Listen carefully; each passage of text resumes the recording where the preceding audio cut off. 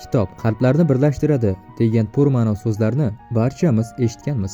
Rostdan ham shunday. Biror kitobxon asarni o'qiydi va undagi qahramonlarga mehrini, qalbini bog'laydi. Lekin hayotda ham ikki juftlik kitob orqali o'z umr yo'ldoshini, muhabbatini topgan desam ishonasizmi? Bunaqasi kamdan kam bo'lsa kerak. Bugungi qahramonlarimizning biri andijonlik Nasiba Ibrohimova, biri esa uning turmush o'rtog'i qashqadaryolik Mirjalol Mahmarayimov. Ularning yashash manzili bir necha uzoq kilometrlar bo'lishiga qaramay turmush qurishdi. Nasiba Ibrohimova turmush o'rtog'ining uyiga odatdagidek idish-tovoq yoki qimmatbaho buyumlar, sarpolar bilan emas, balki 800 dan ortiq kitob bilan kelin bo'lib tushdi. Bugungi kunda ijtimoiy tarmoqlarda barchaning e'tiborini tortayotgan bu yosh oilaning uyida mo'jaz kitob javoni qilishi, ular qanday bir-birini topganligi haqida o'zlari gapirib berishini lozim deb topdik. Sizga bu g'oya qayerdan kelgan? Ya'ni kitob yig'ish va uni kuyov uyiga olib borish, Qashqadaryoga olib borish. O'zi kitob yig'ish aslida g'oya emas. Bu 5-6 sinfda kitob yig'ishni boshlagan bo'lsam, shundan beri o'qigan kitoblarimni yig'ib borganman. Chunki bitta kitobni o'qiganingizdan keyin baribir yana qayta o'qigingiz keladi.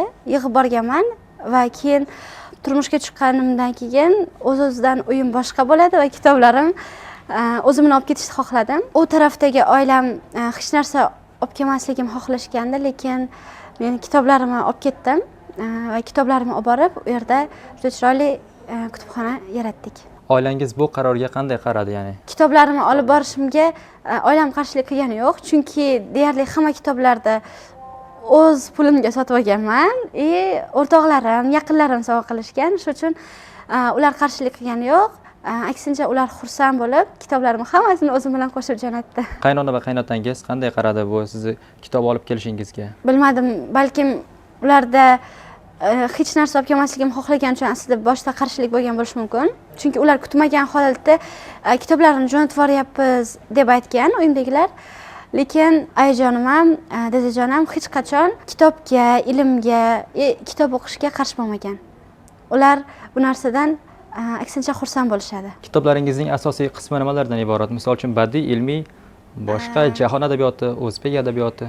Kitoblarimizda asosiy qismi badiiy kitoblardan iborat. Ozroq ilmiy kitoblarimiz bor. Bular siyosatshunoslikka, san'atga va adabiyotshunoslikka aloqador kitoblar asosan. Badiiy kitoblardan aynan o'zimiz sevib o'qiydigan yozuvchilarda, o'zbek, jahon yozuvchilarini va eng sara shoirlarda kitoblarni yiqqanmiz. Qishloqdagi bolalar yoki yoshlar bu kitoblardan foydalanyaptimi? Atrofimizdagi qo'shnilarimiz, ukalarimizni do'stlari kelib, bizni kutubxonada dars qilishadi birga va bemalol kitoblarimizdan o'qishlari mumkin. Qishloqda kichik kutubxona qilish rejangiz bormi agarda? Qishloqda kutubxona qilish rejasi o'zi Andijondalik vaqtimda paydo bo'lgan.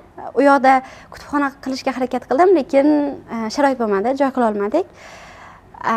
Nasib Qashqadaryoda qilishimiz ehtimoli kattaroq. Shuncha kitobingiz bor ekan, prezidentning kitob o'qiganlarga berayotgan imtiyozlariga qanday qaraysiz? Biror bir loyihaga qatnashib ko'rmadingizmi, misol uchun? Yosh kitobxon loyihasiga oldin qatnashganman. Bu yil yosh kitobxon oila tanloviga qatnashmoqchi edik. Bu yil ulgurmadik. Keyingi yilgisiga qatnashmoqchimiz. Qishloqda kitobxonlik muhitini yaratish rejalaringiz bormi? Yana ham davomida, hayotingiz davomida. Shahardan ko'ra qishloqda kitobxonlik uchun yaxshi muhit bor.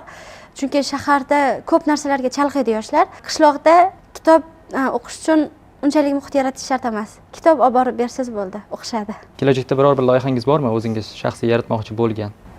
Faqatgina kitob yig'ish bilan ovora bo'lasizmi yoki? Yo'q, faqatgina kitob yig'ish emas, bu kitobni ayni kunlarda o'qish bilan ham bandmiz aslida. Loyihalarimiz ko'p. Men o'zim qizlar uchun loyihalar qilmoqchiman. Turmush o'rtog'im bilan birga o'ylagan, tarjima qilmoqchi bo'lgan loyihalarimiz bor. Hozir bundan tashqari 2 yildan beri biz o'zimiz qo'limizdagi loyihamiz ikkinchi qo'l kitoblar loyihasi.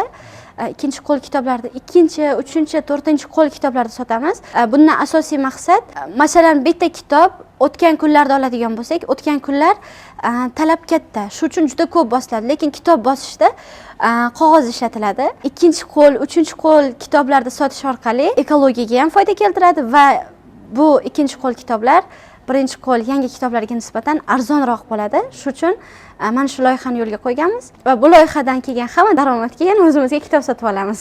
Yosh qizlarga qanaqa maslahat berasiz? Qizlarga maslahatim baxtni moddiy va maishiy narsalarga bog'lamaslik kerak. Baxt bu aslida oilaviy xotirjamlik va yana eng katta maslahatim ko'proq kitob o'qishni maslahat beraman. Chunki odam bitta o'zini hayotini yashab o'tsa, ko'p kitob o'qigan odam 2ta, 3ta, 4ta hayotni yashab o'tadi. 3 yil oldin ikkalamiz ham bitta tashkilot Yoshlar ishlar agentligida yosh maslahatchi kengashida ishlaganmiz.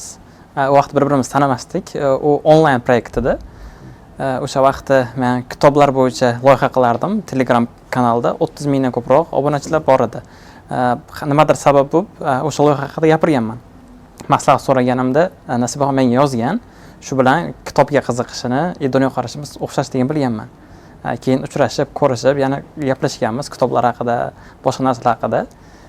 Shundan keyin niyat qilganmiz, kelajakda turmush quramiz deb. Boshida endi uydagilar bilmagan, chunki men Qashqadaryodan va Andijondan, o'zi ham juda uzoq masofa.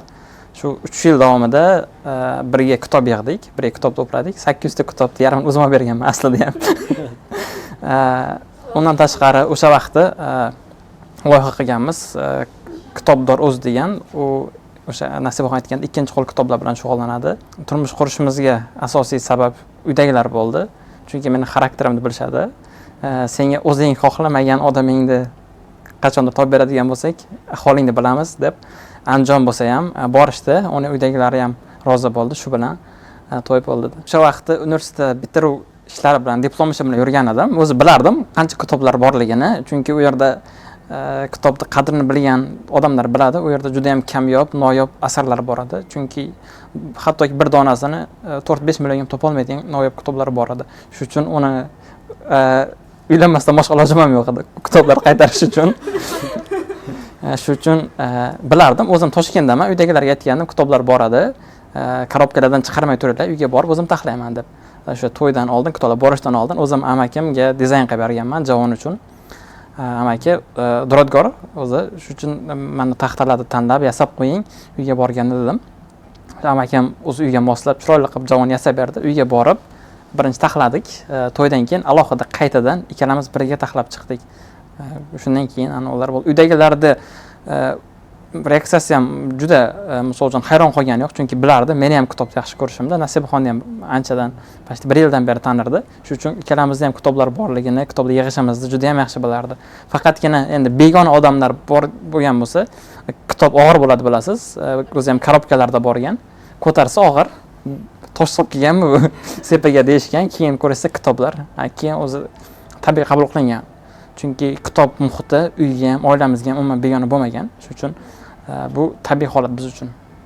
Faqat mashhur bo'lib ketishi, tarqalib ketishi ozgina kutilmaganda bo'ldi. Men ham bilganim yo'q edi. Keyin tanishda tashlagandan keyin ko'rdim. Kelajakda rejalarimiz bor. Hozir ham loyiha qilganmiz. O'sha boya aytganimdek, bunda ham daromadimiz yomon emas, hozircha yaxshi bo'lyapti. Kelajakda endi nashriyot ochish asosiy maqsadimiz va o'zbek tiliga hali tarjima qilinmagan yuksak saviyali romanlarni va siyosiy, badiiy, ilmiy asarlarni tarjima qilish niyatimiz bor.